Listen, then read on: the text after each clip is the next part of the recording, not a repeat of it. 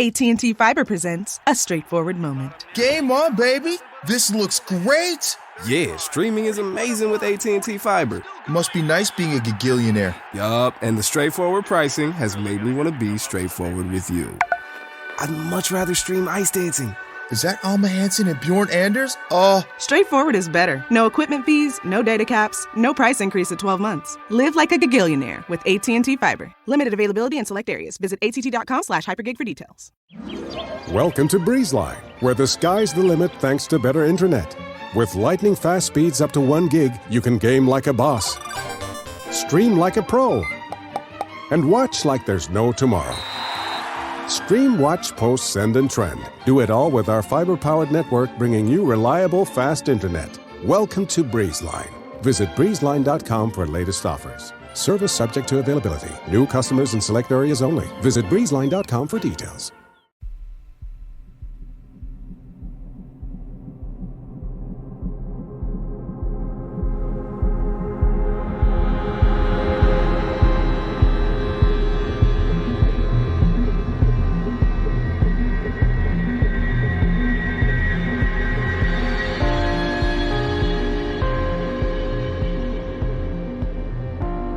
Hello and welcome to mini episode 182 of Real Life Ghost Stories. And I have 5 spooky stories for you today, and the last story comes from May the 2nd, 2022. And story number 1 comes from Eleanor. Well, here we are. I'm finally writing a story for the podcast. When talking about ghosts and all things paranormal, my grandma comes to mind. And all I want to do is talk about just how amazing and funny she was. She also had some great ghost stories to tell, ones that were passed down, and ones that she had gained from experience. We're a bit of a gifted or sensitive family. Most of the women on my mother and grandma's side had the ability to predict the future. My grandma worked off vibes and feelings. My mum had full-on premonitions, and unfortunately with sad endings. And then there's me. Mine were only quick flashes of an image or a word. I don't get them anymore, either because of my Christian spiritual beliefs, or maybe because I wasn't that in tune. Anyway, enough about my family tree.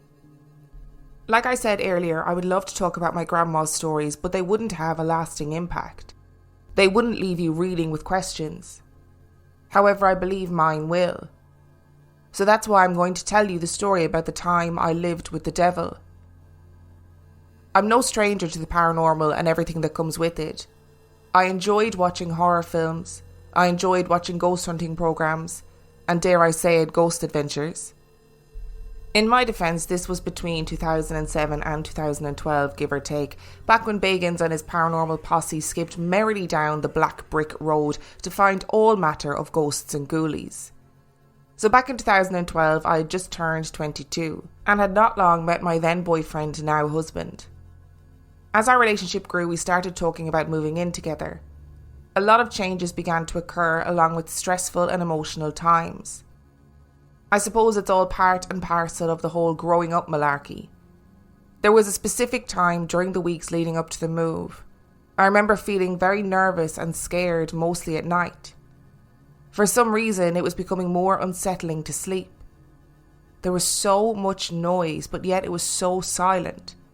I began feeling very vulnerable even while I was still at home in my own room. One evening, I went to my Christian volunteer group that I worked with.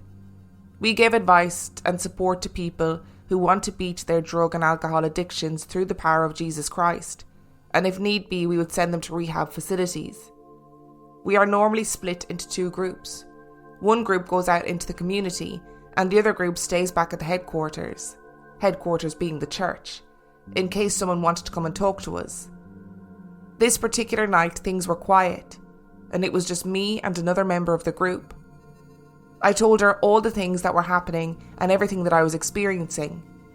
I told her that I didn't want to believe in the devil or hell. I didn't want to believe that he existed, an out of sight, out of mind kind of thing. But my memory as to why I said that is hazy and unclear. Well, it's safe to say that I think he heard me, because he was about to make himself known. Fast forward a few weeks and I finally said goodbye to my childhood hometown of 22 years, and me and Dean moved into our new home. It was a property owned by his uncle, but we were renting. It felt good to have some independence and space. Life with Dean was great. It was hard. We struggled financially and I struggled to get a job. There was a lot of struggle and stress, but we survived and we were happy. And soon we were to be married. One day, me and Dean were talking about what he wanted for his dinner when he came back from work the following day. He said he wanted chicken Kievs. So I said, okay, I'll do that, but for some reason I kept reminding myself that I needed to preheat the oven. That night I had the strangest dream. I was going somewhere but I don't know where, and I was doing something but I don't know what. I woke up the next morning to find that Dean had already gone to work. But he called me when he was on his break and he said, the oven was on when I got up. In my head, I thought, oh fuck, that was me. I must have been overthinking so much that my brain decided to make my body turn on the oven in the middle of the night. I would like to clarify that up until this point I had never sleepwalked before or since. So after the midnight cooking session, time went on with no hiccups. In 2014, at the age of 24, we began to plan our wedding. I remember more stress building up. Wedding ideas not going as planned, guest lists, location, not going wedding dress shopping with my mum, and her not turning up for the hen night. I know this may all seem materialistic, but even to this day, the last two had a detrimental effect on my self-esteem. I was also struggling to find a job yet again. Dean was the breadwinner of the house, and I was soon to be the housewife. And in my mind, that wasn't good enough. I wanted to be a wife who worked hard for her husband and to make him proud, but mostly for my confidence. So I continued to look for work. I don't know what it's like in the States or anywhere else, but over here we have something called Job Seekers Allowance, JSA, or benefits. It's a fortnightly income that if you applied for a certain amount of jobs within the given time frame, you get some financial support from the government. I was the only one in my family that had ever gone on benefits, and I was told by a family member that I was stealing from the system, further adding more stress and shame. And to top it off, the dog we'd gotten in January of that year had been involved in a fight with another dog, but the owner had gotten injured. Because my dog wasn't on a lead at the time, I was liable, and I had to give a statement at the police station. I had to deal with this guy's constant bullying and harassment about where his money was and asking me when I was going to have my dog put down. I paid insurance, as was my responsibility. But now you're all probably wondering, why is this relevant? And when is the scary stuff going to happen? Believe me, it's coming, and believe me when I say it was the single most terrifying experience of my life. Just bear with me. On the 17th of October 2014, we were finally married. It was a small ceremony, close friends and immediate family only. I would have liked a big wedding, but our financial background, and even though I was working finally, we still had to be careful. But honestly, at the end of the day, all I wanted was to marry him. Realistically, I couldn't care where or how. Normally, after a wedding, things are supposed to be filled with love and laughter and talks of the future. Maybe at some points we did have those moments, but they were overshadowed by the events that began to happen in the next few months. It began with the creaks. Odd little creaks in the night. Creaking of doors resting on their hinges, creaking of door handles, easy enough to be explained away. Then it was the groans of the house, the groans of the fences being pushed in the wind. Then came the shadows that formed in broad daylight, the shadows that crawled across the walls in the middle of the night, or the shadow that lingered in the corner watching my every move. The thoughts began to happen. Thoughts going around in my head of knowledge letting me know that he was there and that he was getting closer. Then the images of something unholy and barbaric that I will not discuss, as to this day it still haunts me. With all this going on, sleep became impossible because the sounds, the shadows, the thoughts, the images, sleeping would have put me in a vulnerable position to which I would have become his puppet. I don't know why he came to me. I don't know why he was there. Maybe he came to congratulate me on my marriage, or maybe he wanted a midnight snack because apparently I'm good at that. He continued to creep closer until he was no longer a scratch at the door or a shadow in the corner. He was now under my bed. He was now in my mind. I was still unsure what was happening and why it was happening. until one day it pretty much showed its face in a physical form. On this day, I decided to go to my local city to pick up a gift from my friend who was maid of honour at my wedding and who had planned a great hen night. The bus I took was the same bus I always took, that went the same route and that passed the same buildings. And one of those buildings always caught my attention, as it had a big Ithacus symbol on the window, the fish symbol that's associated with Christianity. I always wondered what it was, and it was a Christian support group, and with everything going on I thought to myself that I might go in there one day. But little did I know that it was going to be the same day that I went in. I arrived in the city and I went to a bookstore. I asked them if they had a particular book I was looking for. Unfortunately they didn't, so I decided to have a casual look around, and I found myself in the religion spirituality section, where I came across a book that seemed very out of place, like it wasn't supposed to be there. And I was so curious I picked it up and turned to look at the cover, and right there staring at me was The Satanic Rituals, Companion to the Satanic Bible by Anton LaVey. I stood staring at it for a few seconds, and again I became curious. If I was a cat, I'd be dead by now. My fingers began to slide under the pages and slowly started to lift them. The second I saw the last letters of each sentence, I snapped out of it. I threw the book back on the shelf, ran down 2 flights of stairs, out the doors, and I ran back up the road to the Christian support group. Without introducing myself, I briskly walked in and said to the first member of staff I saw, "I am under a spiritual attack and I need help." As if by a magical coincidence, another member of staff entered the room. He asked me if I wanted to talk, so he sat me down and I explained what was going on. Without making it sound like he was belittling me or talking down to me, he said that it all could be linked to stress and negative energies, and that the devil and other negative forces will feed off it.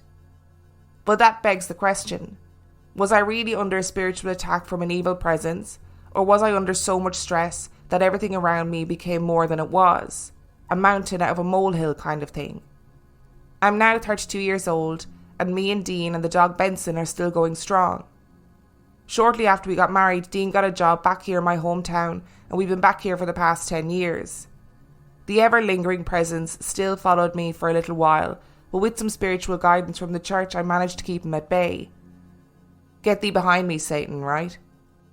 Within the last 10 years, my mental health has been at its best and worst.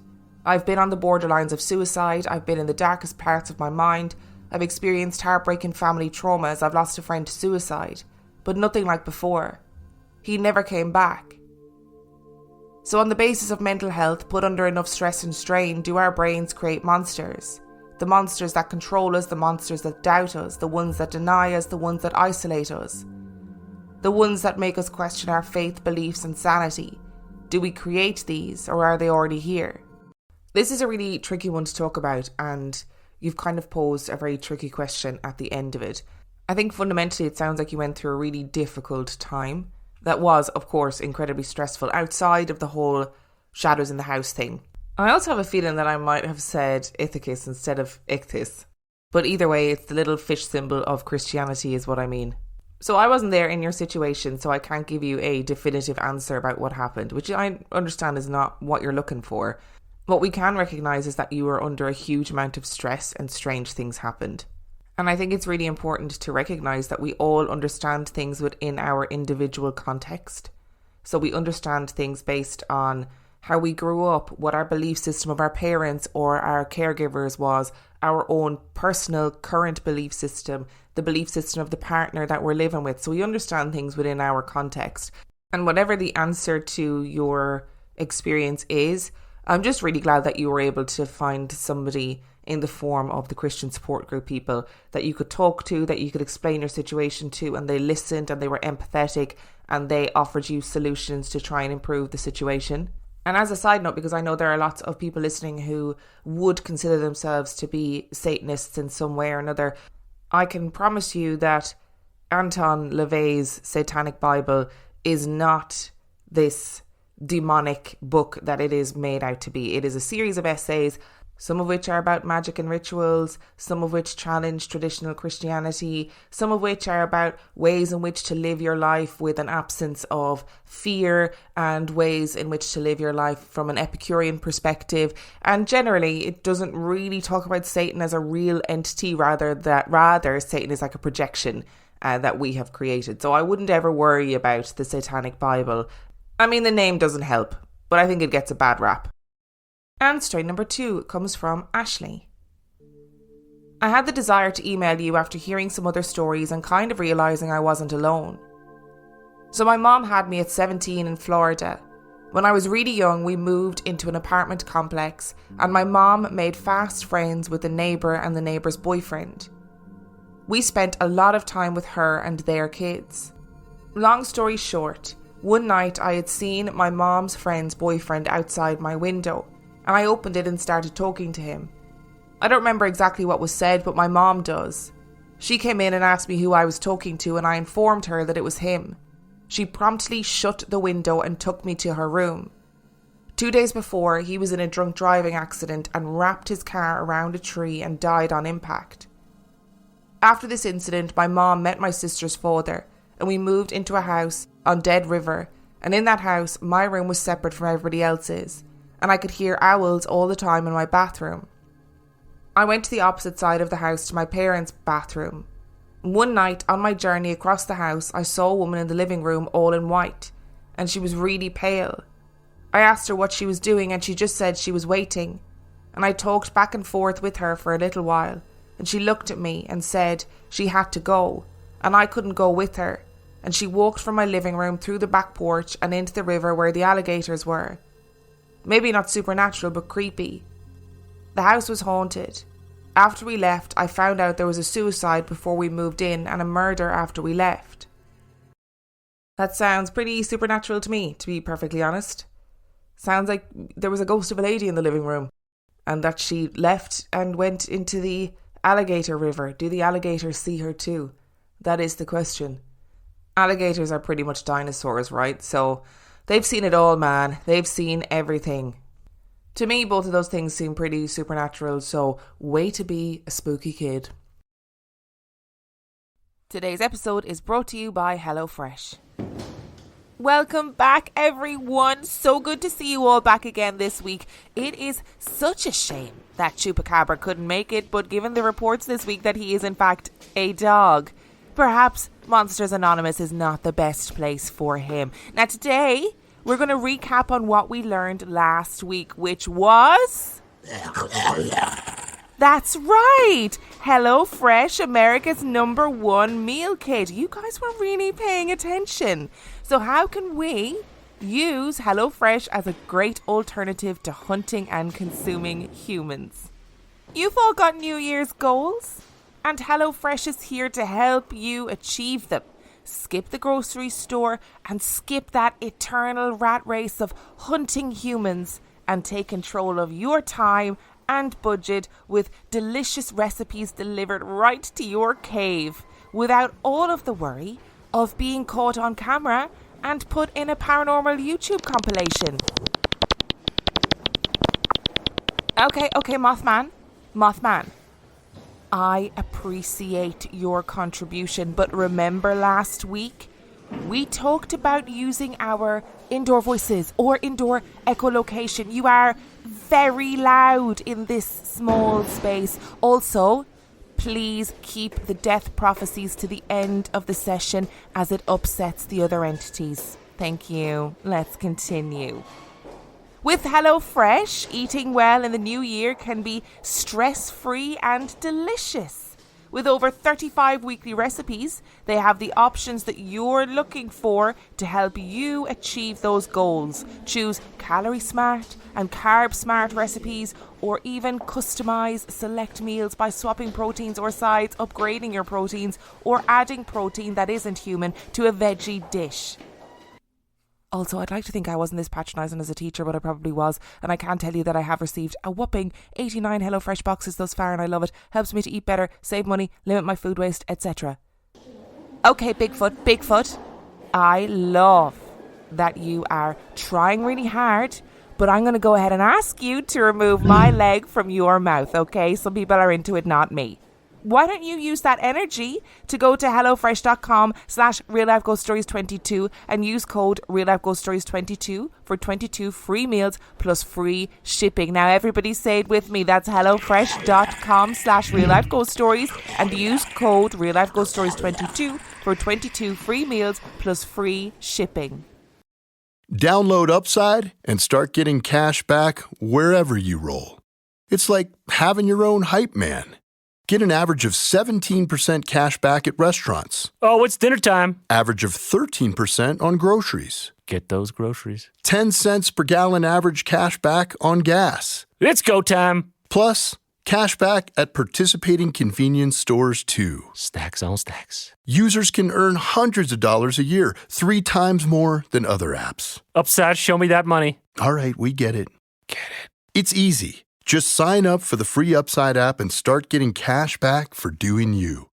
Download the free Upside app and use promo code DOYOU10 for an extra $10 cash back on your first purchase of $10 or more. That's promo code DOYOU10 for an extra $10 on the free Upside app. Get cash back for doing you with the free app from Upside. Welcome to BreezeLine, where the sky's the limit thanks to better internet. With lightning-fast speeds up to 1 gig, you can game like a boss, stream like a pro, and watch like there's no tomorrow. Stream, watch, post, send, and trend. Do it all with our fiber-powered network, bringing you reliable, fast internet. Welcome to BreezeLine. Visit breezeline.com for latest offers. Service subject to availability. New customers in select areas only. Visit breezeline.com for details. And story number 3 comes from Leah. A few years ago, my husband had a reoccurring nightmare for about a month that really freaked us both out and made us wonder if it could have been more than just a dream. He rarely remembers his dreams anyway, so it seemed unusual that he was able to clearly remember having this dream almost every night for multiple consecutive weeks. In the nightmare, he would be standing in the hallway outside of our bedroom and see a demonic-looking creature clinging to the top of the wall in the corner of the hallway. He described the creature as having completely black eyes and pale white skin that was tightly stretched over a jagged skeletal frame. It crawled on all fours along the wall with sharp pointed fingers in an inhuman way. He would try to chase it down the hallway and he would always wake up at the exact moment before he could catch it. But one night this changed. On the night when this happened, he remembers catching up to the creature and finally grabbing onto it. Suddenly he started screaming so loudly in his sleep that I was jolted awake and woke him up as quickly as I could. I asked him if it was the nightmare again and he said that it was, but it was different this time because he was actually able to grab the creature, but he had no memory of what happened after he did. Considering the terrified scream that he let out in his sleep, we were both kind of glad that he didn't remember. A few nights later, we were watching TV before bed. When out of nowhere our pit bull started growling at our closed bedroom door, seemingly aware of something in the darkness of the hallway beyond the door. My husband hadn't experienced the recurring nightmare again since the night he screamed in his sleep, but I immediately thought about how this door led into the hallway from his nightmare. This was very unusual behaviour for our dog, so my husband grabbed his gun and prepared to face a possible home intruder. He threw open the door with his gun at the ready when suddenly there was an impossibly white flash of light that was so bright he couldn't see anything else in the hallway for a split second that it occurred. After it quickly returned to darkness, he turned on the hallway light and searched all around the hallway as well as the rest of the house, and he found no signs of an intruder. We're still not sure what we experienced, but he hasn't had that nightmare again since this happened. Recently I made an unsettling connection between this experience and something that my husband told me happened when he first moved into this house several years ago. Before he ever started having the recurring nightmare, I remember him telling me about one night when he saw a glimpse of a pale white face outside of the window of the kitchen. Recently, when I brought this up, then asked about the creature in the nightmare, he got creeped out because he said they looked the same.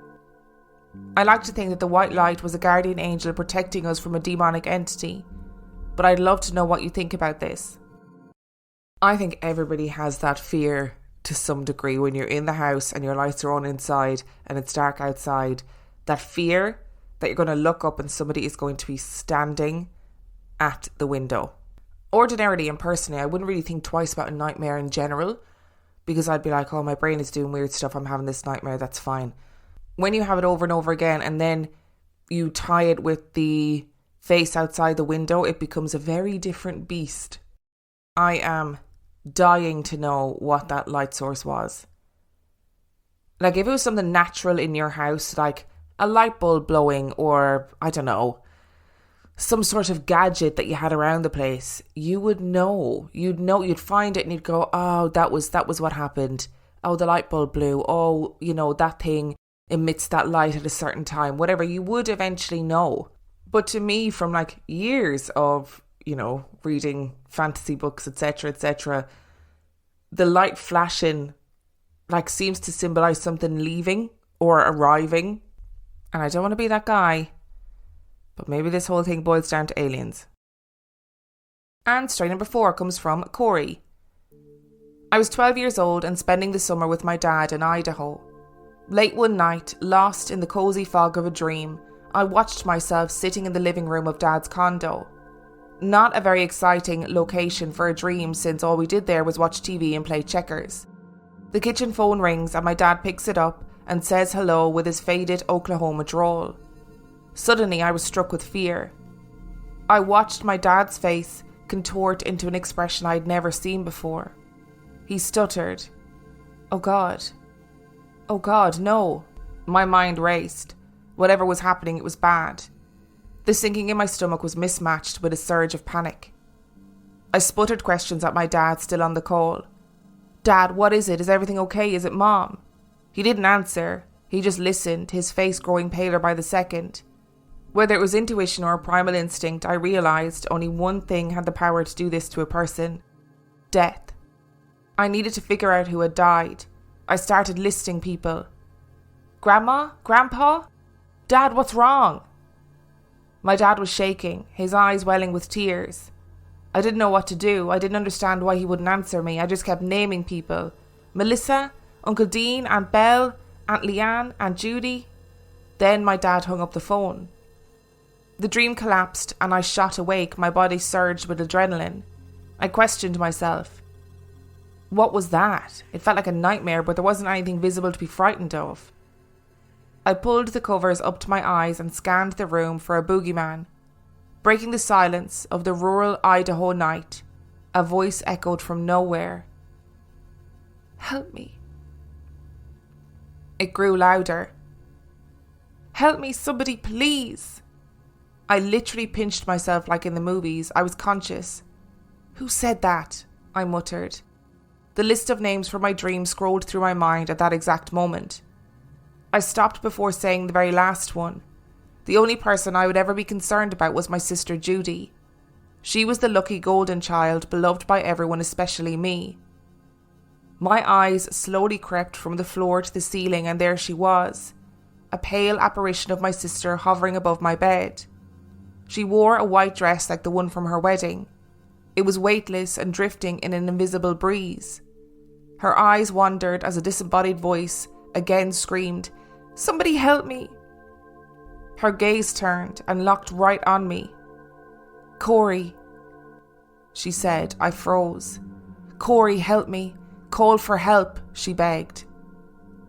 "Judy, what is wrong? What is happening?" She convulsed, and I shit you not, blood started dripping down her face and soaking her dress. Tears streamed, mixing with smears of blood, while Judy begged over and over again for help. "What can I do? Judy, what can I do?" I called out, but she didn't respond. Our connection was lost, and she began to fade away. "Judy, I'm here at Dad's. Where are you? Should I call the police?" Nothing I said broke through to the other side, and then she was gone. I was left staring at the ceiling. Just writing this, thinking about it, I've broken into tears. Over 35 years later, and the memory is visceral, transcendent and heartbreaking. I sat up in bed and looked around. The room was freezing. Do I wake up Dad? It was nearly midnight. I can't wake him up. It was only a dream, right? My vivid imagination conjured it. I'm not a baby. I'm 12 years old, for Christ's sake. Relax and just go back to sleep. I curled into a fetal position, tucking myself under the heavy covers. My eyes closed and focused on calming my thoughts. But from some distant void, faintly, I could still hear Judy crying for help. The next morning was a Sunday, which had a regular routine. Get up, have a quick bite to eat, and then go to church. We'd get there early because Dad helped out with the service, and sometimes I'd acolyte. The repetition of church was boring for me, but it made Dad happy. Plus, I got the best seat in the house, looking out St. Thomas Episcopal's A-frame window towards Mount Baldy. I spent the whole service gazing at the mountain, daydreaming of skiing its slopes in the winter time. Right after church, we came home. I plopped in Dad's chair, turned on the TV, and was greeted by the familiar tone of James Earl Jones saying, "This is CNN." I swear they played that soundbite more than the actual news back in the day. Anyway, I started to zone in on the idiot box and the phone rang. Dad was right there to pick it up. "Yellow?" "Yes." Oh God, no. Parallel universes collided in an instant. My forgotten dream from last night came rushing back. Like a well-rehearsed actor, I instinctively began reciting my lines. "Dad, what is it? Is everything okay? Is it Mom?" If only I could stop this compulsion of dialogue spewing from my mouth, maybe it could change the course of history. Yet I continued. "Grandma, Grandpa, Dad, what is it?" My voice strained to get the words out. Don't let this be real. Make it stop. I locked eyes with my dad and watched the strong, smart man before me crumble. This was happening, whether I liked it or not. I choked out the words. "Uncle Dean? Aunt Belle? Melissa? Aunt Judy? Little Judy?" Dad hung up the phone and said, "Judy is dead." This is such a good story that I almost forgot that at the centre of this there is a tragedy, which is that your sister died. So I'm very, very sorry that you had to go through that, and that she had to go through that, and that your family had to go through that. I cannot even begin to imagine the feeling of sitting down to watch the TV in real life, the phone ringing, and your dad echoing the dream that you had the night before, and sort of knowing what was going to come, knowing what was going to happen. It must have been so horrific having had that experience the night before in your dream where you felt helpless and scared and all of those things, and then the next day realising that actually it was coming to fruition. If you want to read the full story of this, by the way, listeners, I am talking to you, the full story is available on coryreader.substack.com/p/the premonition. I'll put the link in the description to this episode as per usual, but just if you want to read the whole thing, please do go and do that. And story number 5 comes from Jess. Growing up, I have always felt sensitive to the other side. This is a culmination of stories I have experienced. The first one being at Victoria's Black Swan Inn located in San Antonio, Texas. This inn resides where the Battle of Saladoo took place. When I was about 9 or 10 years old, I convinced my mom to drive past the inn as I had always seen signs for it near the thrift store that we would go to. It was a Sunday afternoon when we drove near it. I noticed a horse in the front yard tied up and wanted to check on it, so I told my mom I would be right back. As I got out of the car, I felt this overwhelming, eerie presence. The air felt thick. I felt drawn to the front door, and I slowly approached the porch. I know how cliche it sounds, but the closer I got to the front door, the heavier the air felt and the darker the presence got. When I was inches away from the door, it opened. I looked up at the white wooden door, now open, and saw a tall, dark, shadowy figure standing in the doorway. In shock, I heard my mom yell from the car, "Get in the car now!" I ran back to the car and my mom immediately took off. I knew, based on her reaction, that she too had seen this mysterious shadow figure. Keep in mind, my mom has always been very religious and against anything paranormal. She wanted to prove both of us wrong, that we didn't see anything and that it was our imagination, so she decided to call the inn owner. When the owner picked up the phone, my mom explained that we were outside of the inn and wanted to take a tour of the place and potentially get a room to stay in.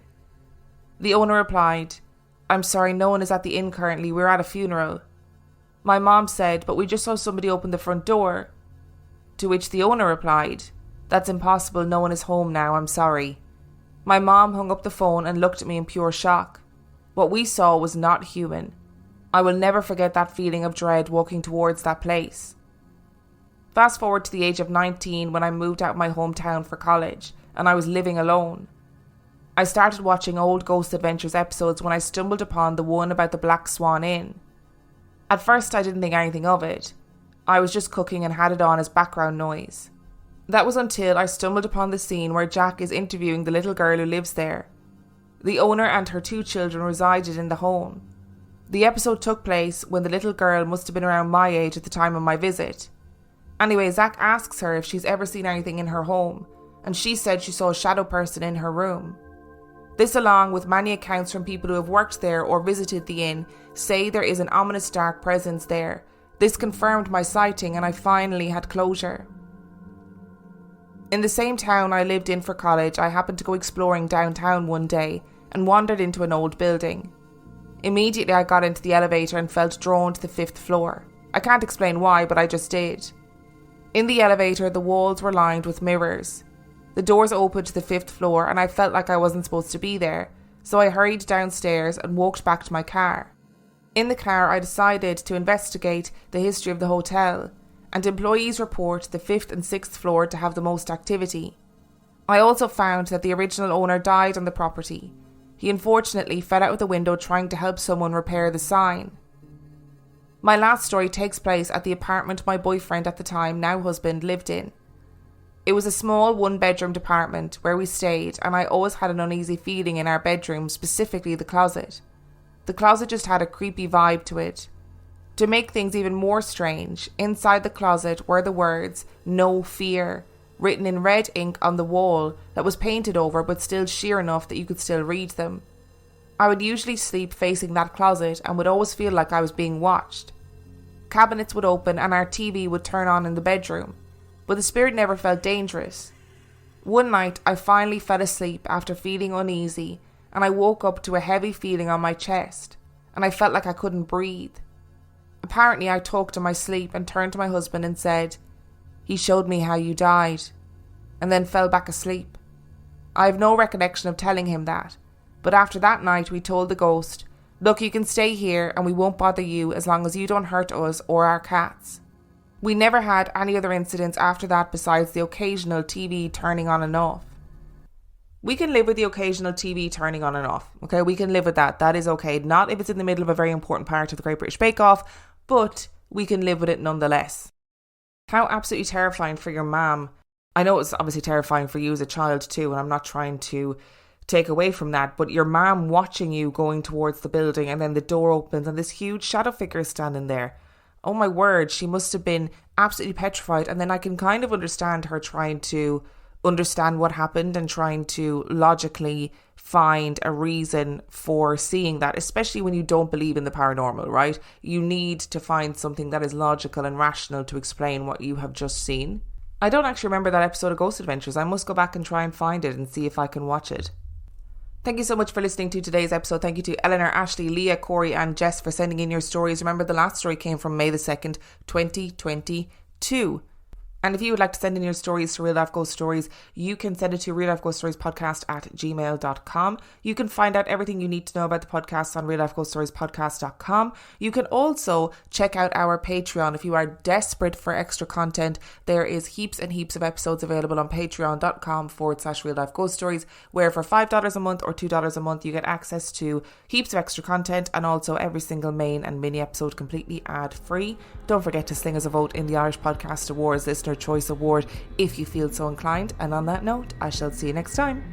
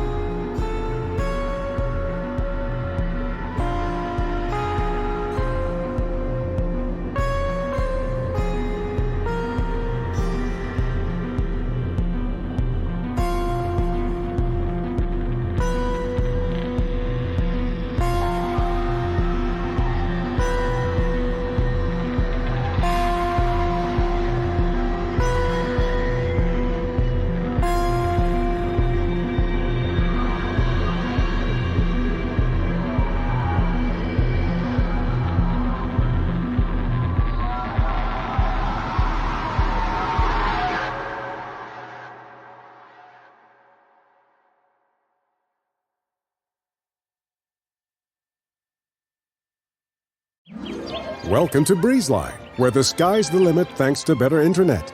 With lightning fast speeds up to 1 gig, you can game like a boss, stream like a pro, and watch like there's no tomorrow. Stream, watch, post, send, and trend. Do it all with our fiber-powered network, bringing you reliable, fast internet. Welcome to BreezeLine. Visit breezeline.com for latest offers. Service subject to availability. New customers in select areas only. Visit breezeline.com for details. Download Upside and start getting cash back wherever you roll. It's like having your own hype man.